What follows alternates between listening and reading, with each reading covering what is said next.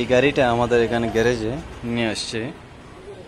গাড়িটা starting problem, start হচ্ছে না, সেলফে হচ্ছে না, কিকে হচ্ছে না।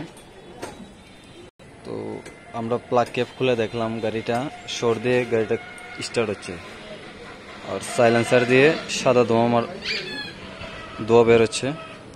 আর উনি বলতেছে প্লাগটা লাগাইছে 2 দিন আগে, বাট দেখতে পাচ্ছেন প্লাগের কি অবস্থা হচ্ছে, একদম কালো হয়ে গেছে।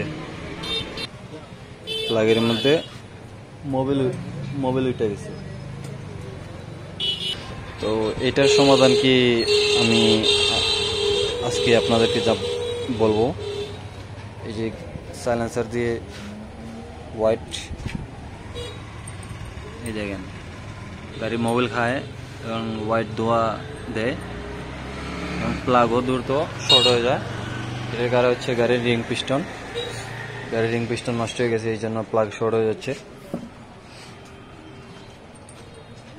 এটার সমাধান হচ্ছে গাড়ি যদি রিং পিস্টন চেঞ্জ করে নেন, তাহলে আপনাদের প্লাগও নষ্ট হবে না এবং মোবিলও খাবে না, অ্যান্ড গাড়ির সাদা দমও মারবে না।